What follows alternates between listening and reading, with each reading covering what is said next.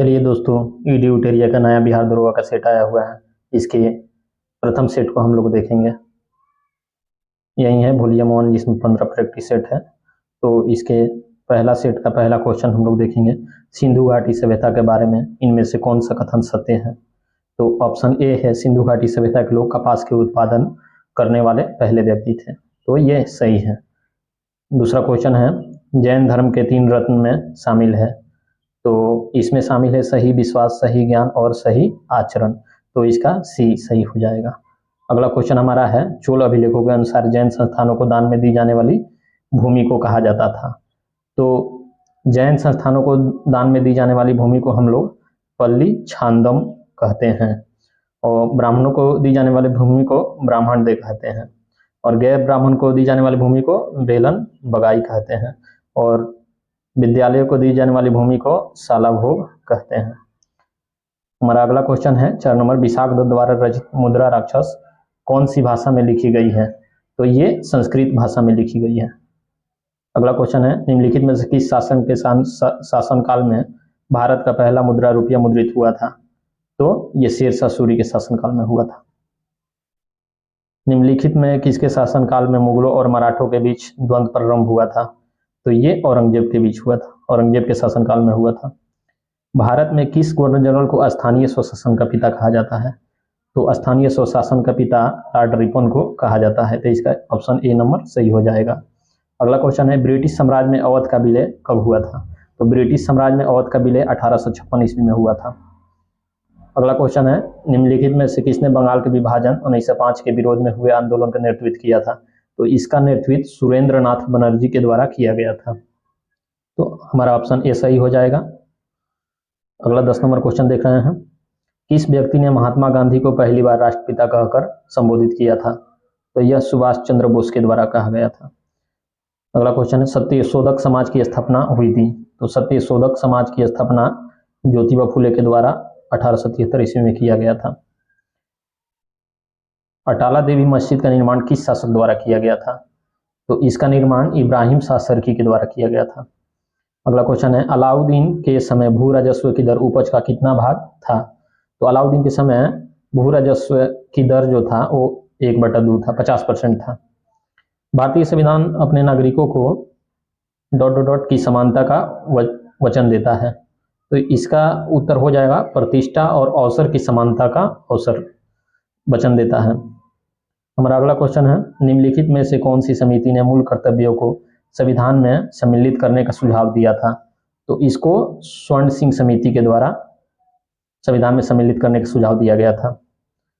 अगला क्वेश्चन है, अनुसूचित जनजाति के संरक्षण के लिए एक क्षेत्र को अनुसूचित क्षेत्र के रूप में घोषणा करने की शक्ति किसके पास होती है।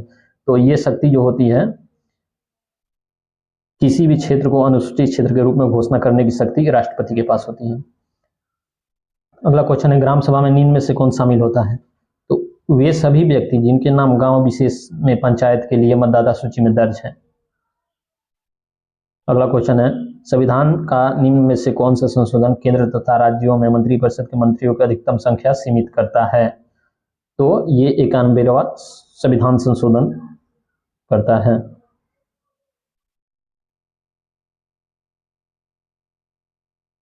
हमारा अगला क्वेश्चन है, निम्न में से कौन सा एक संवैधानिक संस्था नहीं है। तो ये नीति आयोग जो है ये संवैधानिक संस्था नहीं है, इसको योजना आयोग के स्थान पर लाया गया था। 1946 में निर्मित अंतरिम सरकार में कार्यपालिका परिषद के उपसभापति थे। तो कार्यपालिका परिषद के उपसभापति जो थे वो जवाहरलाल नेहरू थे। हमारा अगला क्वेश्चन है, भारतीय संविधान के किस अनुच्छेद में केंद्र शासित प्रदेशों के लिए उच्च न्यायालय का प्रावधान किया गया है। तो राज्यों के लिए उच्च न्यायालय का प्रावधान अनुच्छेद 214 में किया गया है, लेकिन केंद्र शासित प्रदेशों के लिए उच्च न्यायालय का प्रावधान जो है ये अनुच्छेद 241 में किया गया। तो हमारा ऑप्शन सी सही हो जाएगा। लोकसभा के स्पीकर का निर्वाचन होता है, तो लोकसभा के स्पीकर का निर्वाचन जो होता है वो लोकसभा के सभी सदस्यों द्वारा ही किया जाता है। अगला क्वेश्चन है, निम्नलिखित में से कौन से मामले उच्च न्यायालय और उच्चतम न्यायालय की अधिकारिता में आते हैं। तो ये मूल अधिकारों का परिवर्तन जो है ये उच्च न्यायालय और उच्चतम न्यायालय की अधिकारिता में आते हैं। अगला क्वेश्चन है, स्वर्ण त्रिभुज एक विशिष्ट क्षेत्र है जो मादक द्रव्यों की तस्करी के लिए प्रसिद्ध है। निम्न में से कौन सा देश इस त्रिभुज का भाग नहीं है? तो ये कंबोडिया इसका भाग नहीं है। इसका भाग है थाईलैंड, लाओस, म्यांमार, लेकिन इसका भाग कंबोडिया नहीं है। अंतर्राष्ट्रीय प्रवासी दिवस मनाया जाता है तो ये 18 दिसंबर को मनाया जाता है, और राष्ट्रीय प्रवासी दिवस जो मनाया जाता है वो 9 जनवरी को मनाया जाता है। लोसूंग त्यौहार कहाँ लोकप्रिय है? तो लोसूंग त्यौहार जो है ये सिक्किम में लोकप्रिय है। योनेक्स कप किस खेल से संबंधित है? तो योनेक्स कप जो है ये बैडमिंटन से संबंधित है। सूरजताल झील किस राज्य में स्थित है? तो सूरजताल झील जो है ये हिमाचल प्रदेश में स्थित है। हमारा अगला क्वेश्चन है इकोसिस्टम की सही परिभाषा क्या है? तो इकोसिस्टम की सही परिभाषा जो है ये हमारा डी ऑप्शन हो जाएगा, जीव समुदाय और उसके वातावरण का संतुलित तंत्र। हमारा अगला क्वेश्चन है पारिस्थितिक संतुलन बनाए रखने के लिए भारत में वन क्षेत्र कितने प्रतिशत में होने चाहिए? तो ये 33.33% होनी चाहिए, यानी 1/3 होनी चाहिए। एपीफाइड पौधे बहुत अधिक विकसित होने वाले पौधे हैं जो अन्य पौधों पर निर्भर रहते हैं, क्यों? तो ये यांत्रिक मदद के लिए रहते हैं। हमारा अगला क्वेश्चन है निम्नलिखित में से कौन सुमेलित नहीं है?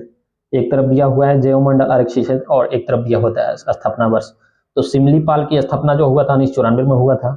कंचनजंगा की स्थापना जो है 2000 ईस्वी में हुआ था। तो इसलिए हमारा ऑप्शन बी सही हो जाएगा, क्योंकि कंचनजंगा का स्थापना 2000 में हुआ था, लेकिन इसमें 2002 दिया हुआ है।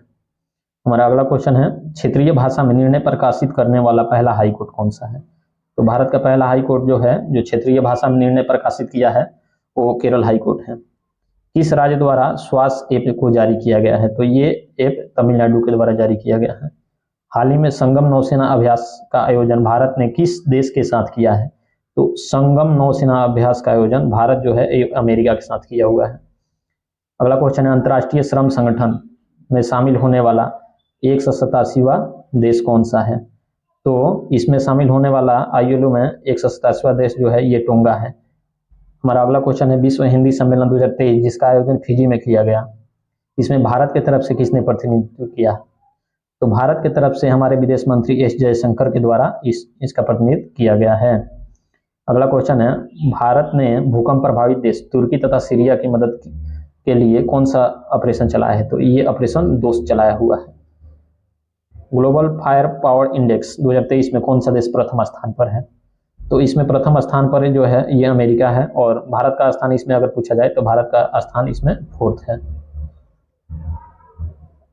अगला क्वेश्चन देखेंगे वित्त वर्ष 2022-23 के दौरान देश का GDP विकास दर कितना रहने का अनुमान लगाया गया है?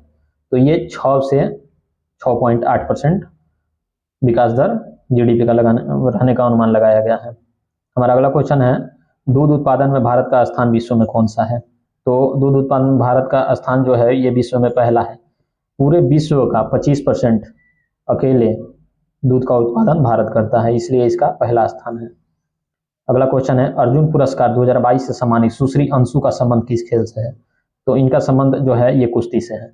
ग्रैमी पुरस्कार 2023 हेतु किसे एल्बम ऑफ द ईयर चुना गया है? तो एल्बम ऑफ द ईयर जो है हैरी हाउस को चुना गया है।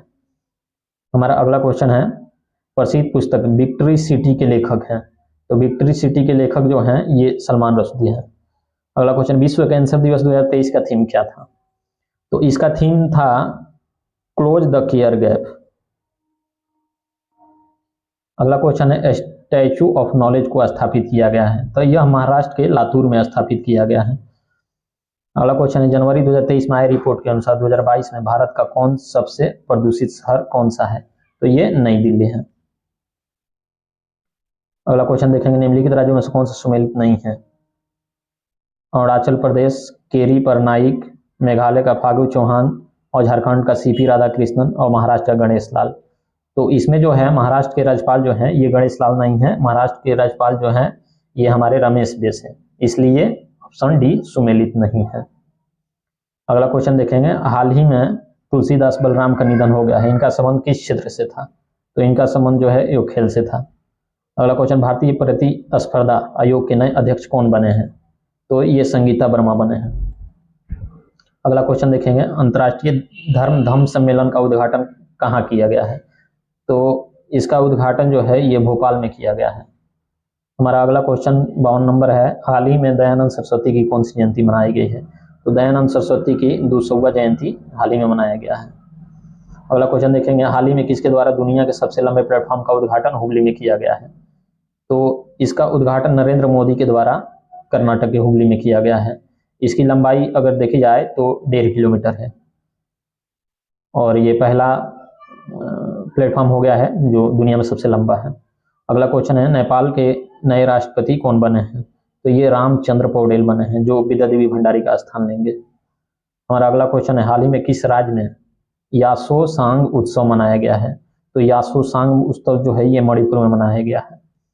अगला क्वेश्चन देखेंगे, महाराज भूषण पुरस्कार 2022 से किसे सम्मानित किया गया है? तो महाराज भूषण पुरस्कार 2022 से अप्पा साहेब धर्माधिकारी को सम्मानित किया गया है।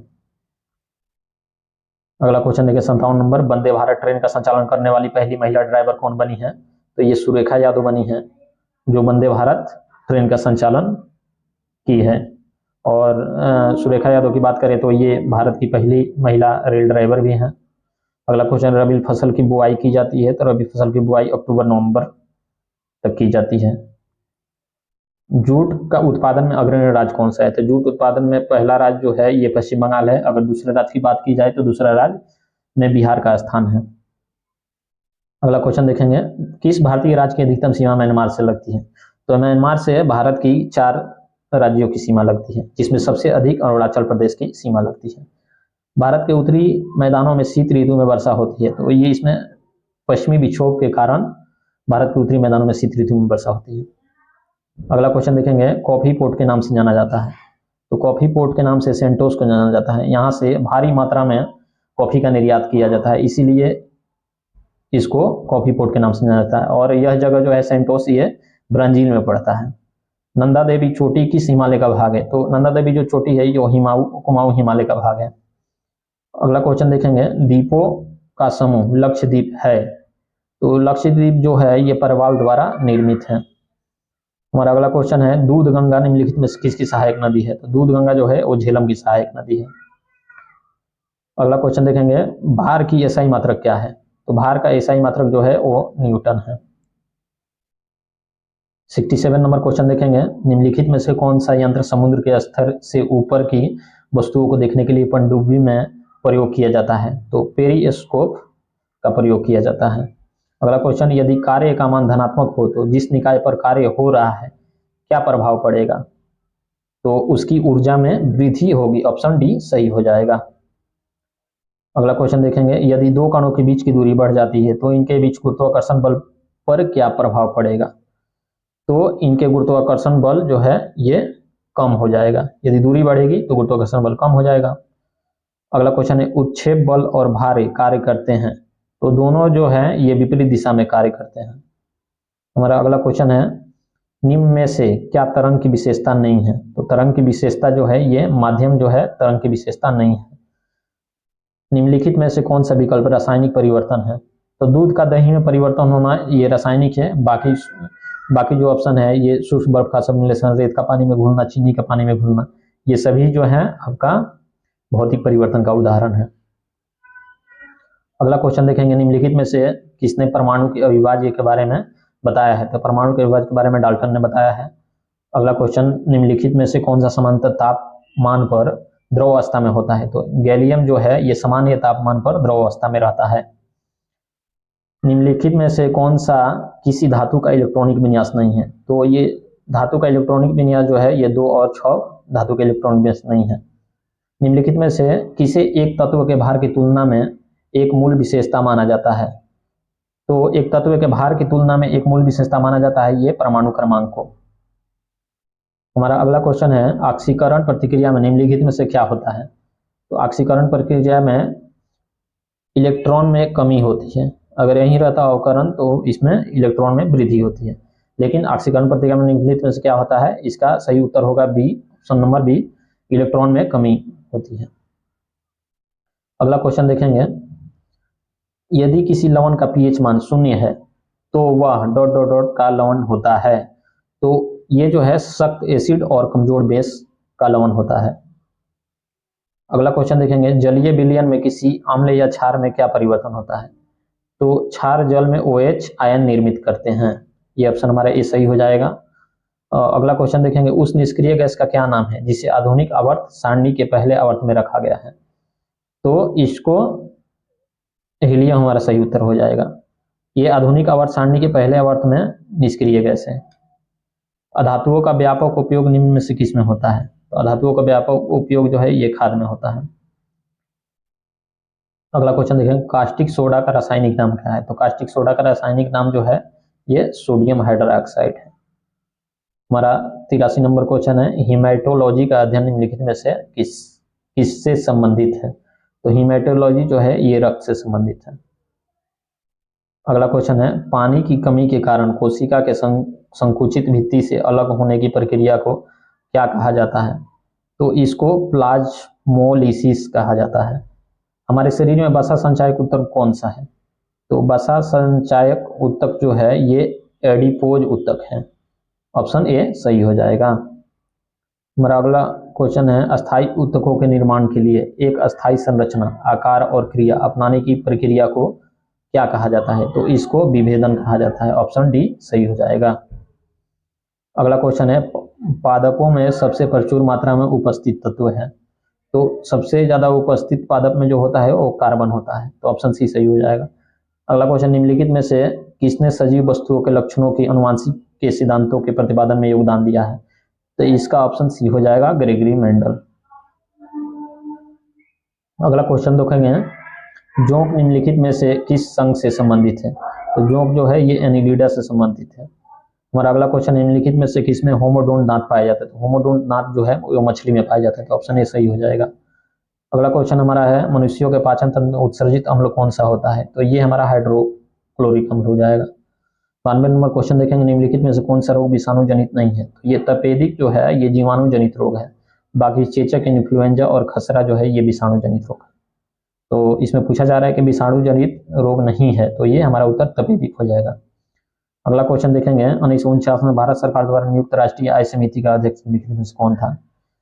तो ये PC महालनोबिस हमारा सही उत्तर हो जाएगा।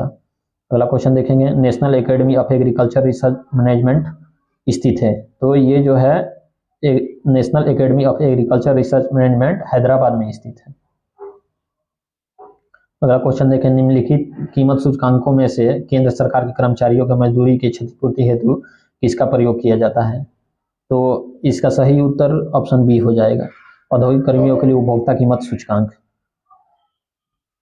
और अगला क्वेश्चन देखते हैं, ये मैथ का सवाल है, 5 क्वेश्चन, तो इसको आप लोग सॉल्व कर लीजिएगा और इसका आंसर हम बता दे रहे हैं। तो ये 96 नंबर का उत्तर 2/3 ये हो जाएगा और 97 नंबर का क्वेश्चन जो है ये 15 मिनट हो जाएगा और 98 नंबर क्वेश्चन का उत्तर जो है ये आपका 4 हो जाएगा और 99 नंबर क्वेश्चन का उत्तर जो है 18,400 हो जाएगा और 100 नंबर क्वेश्चन का उत्तर जो है ये आपका 1880 हो जाएगा।